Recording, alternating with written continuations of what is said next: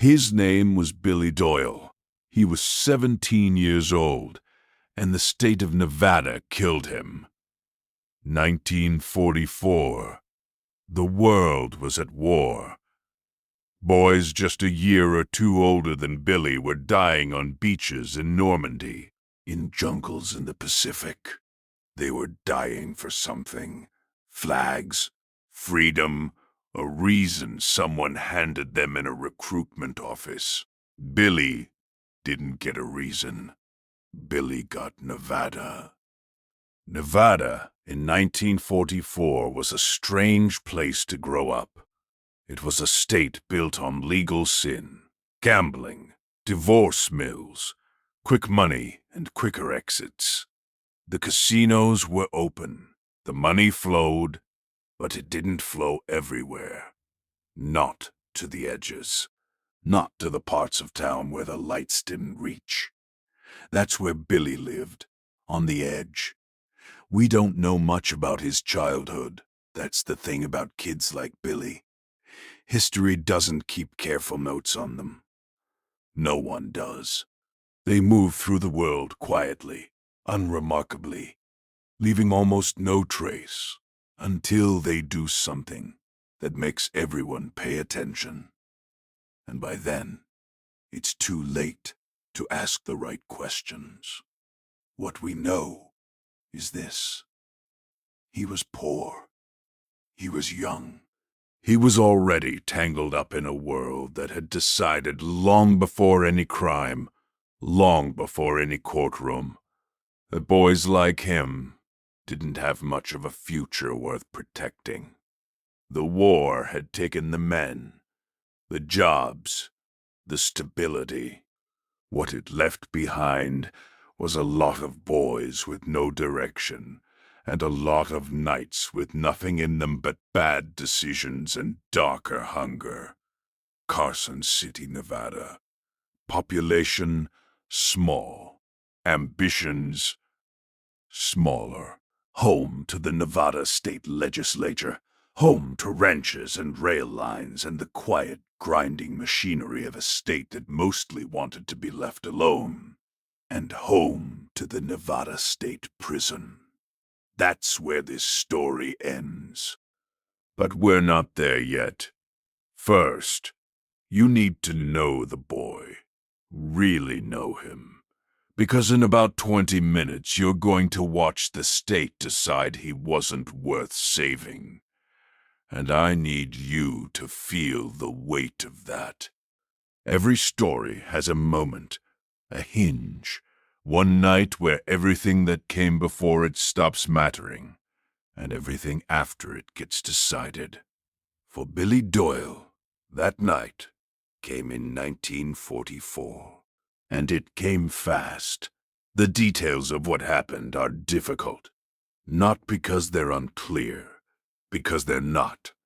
The record is clean, the facts don't flinch, and neither should we. Because if we look away now, we lose the right to be angry later. There was a victim, a real person, a life that existed before that night and was ended by it. That matters. It has to matter. Any honest telling of this story starts there, not with the boy who did it, but with the person who didn't get to survive it. We don't linger on the violence. We don't dress it up. We just say, someone died. Someone who didn't deserve it. Someone whose absence left a hole in the world that no courtroom, no sentence, no execution ever fills. Billy was caught quickly. That part wasn't complicated. He was 17. He wasn't sophisticated. He didn't have a plan, not a real one. Whatever happened that night, it didn't have the cold architecture of premeditation behind it. It had the ragged, ugly shape of something that went wrong in the dark. That's not an excuse. It's a fact, and facts matter here, because soon, very soon, A courtroom is going to start treating them like they don't. They brought him in, 17 years old, sitting in a chair that was too big for him, in a room that smelled like cigarette smoke and old wood, and the particular staleness of a place where bad news lives permanently. No parents called in time, no lawyer waiting, just Billy. And a world that had already made up its mind. The newspapers got it fast. They always do. By morning, Billie Doyle had a name in print, a label, a story that was already finished before anyone had asked him a single careful question. Killer, that's what the ink said. Not child, not boy, not 17, just killer. He sat in that cell while the world outside decided what to do with him. He was 17 years old. He would never turn 18. The trial didn't take long. That's the part that should keep you up at night. Not just what was decided, but how fast it was decided. Billie Doyle had a lawyer, technically.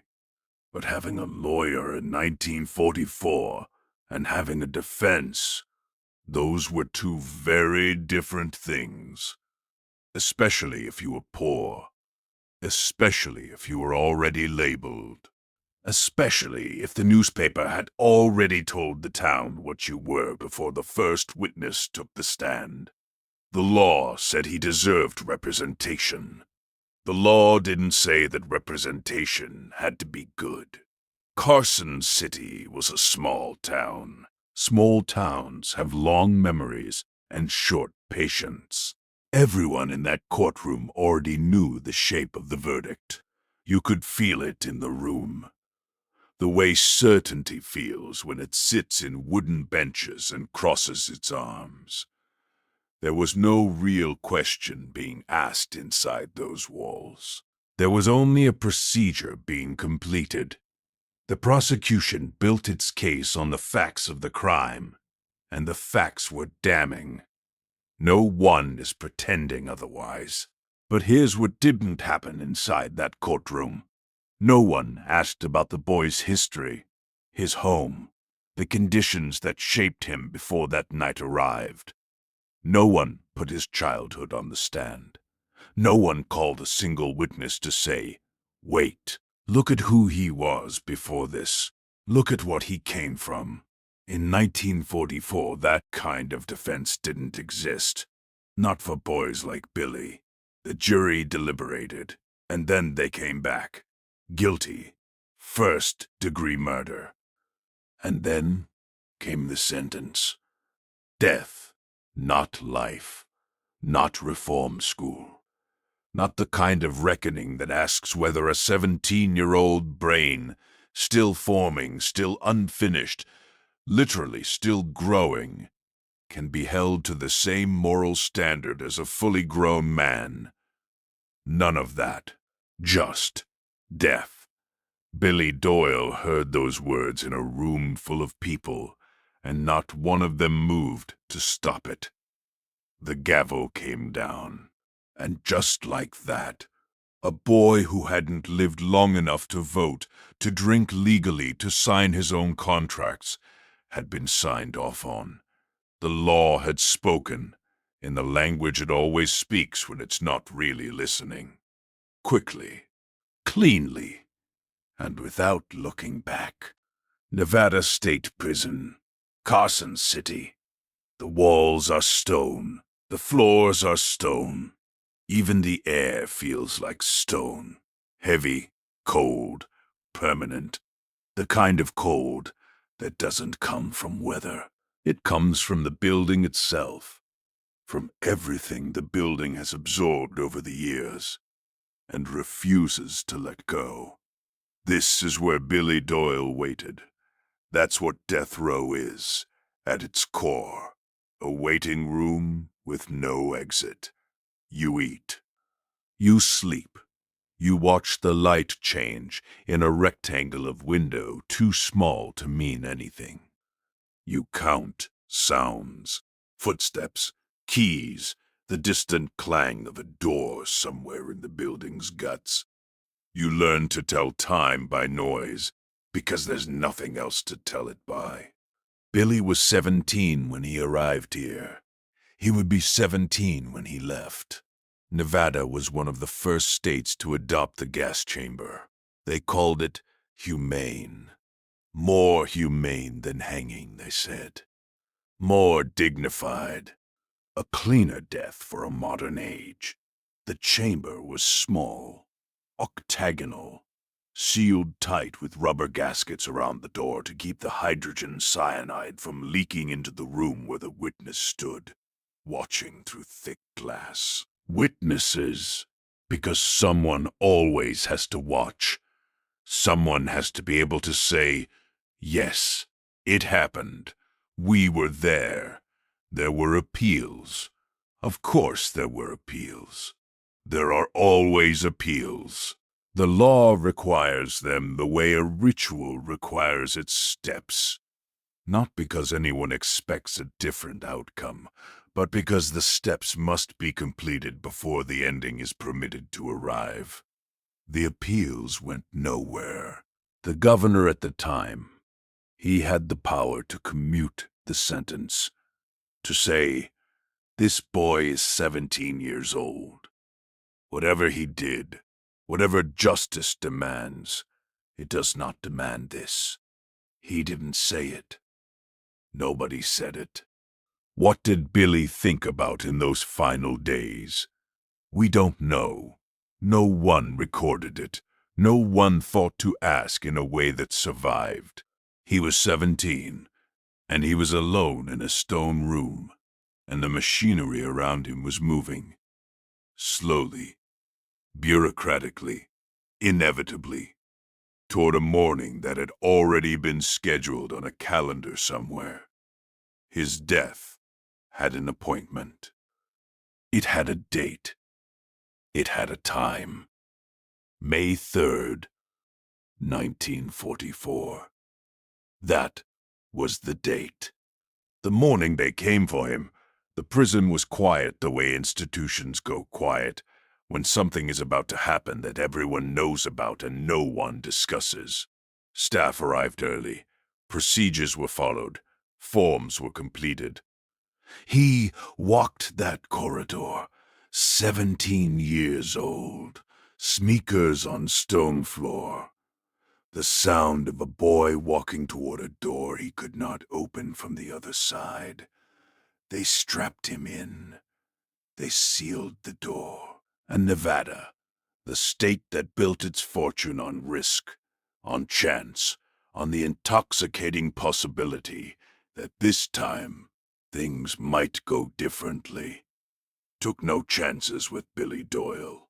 May 3rd, 1944. Early morning. The kind of morning that doesn't know yet what it's part of.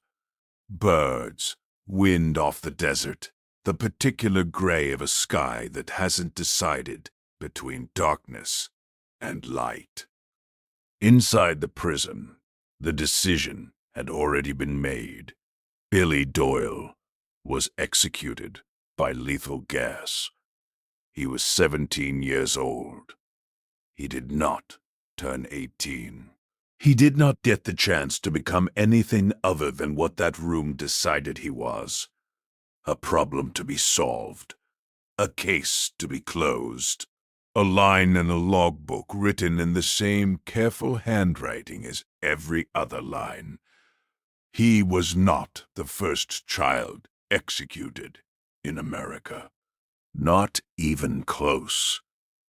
The historical record on juvenile executions in the United States is a document that takes time to read and longer to absorb. Researchers have identified hundreds of cases. Children, some as young as 12, put to death by states that decided their age was not a shield, not a reason, not even a pause. Billie Doyle sits somewhere in that record. A name among names, most of them forgotten. It took 61 years. In 2005, 61 years after Nevada strapped a 17-year-old into a gas chamber and called it justice, the United States Supreme Court ruled in Roper v. Simmons that executing anyone for a crime committed under the age of 18 was unconstitutional. Cruel and unusual punishment, that's what they called it. In 2005, cruel and unusual, the words the Constitution always had. The words that were always available.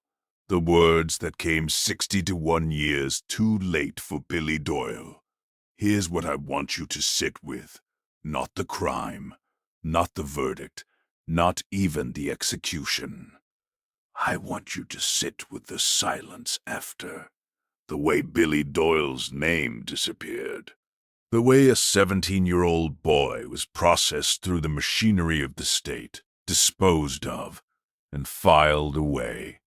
And the world kept moving. The casinos kept their lights on. The war kept going. The desert stayed wide and hot and indifferent. Nobody held a vigil. Nobody put his name on a wall. That's what we do with the inconvenient ones, the ones whose stories complicate the version of justice we prefer to believe in. We file them, we move on. We tell ourselves the system worked, and we say it fast, and we say it quietly, and we do not look too closely at the paperwork. His name was Billie Doyle. He was 17 years old. He grew up poor in a state that wore prosperity like a costume. He made a terrible choice on a night that swallowed him whole. He sat in a courtroom where the verdict was written before the proceedings began. He waited in a stone room while the calendar counted down to a morning with his name on it. And the state of Nevada killed him. Remember his name. Not because he was innocent, not because the story is simple, but because the story is true. And true stories, the uncomfortable ones, the ones that indict us, the ones that sit wrong in the chest, those are exactly the ones we don't get to forget. Billie Doyle was executed on May 3rd, 1944. He was 17 years old. The Supreme Court banned the execution of juvenile offenders in 2005. He was never granted clemency. He was never formally remembered. Until now.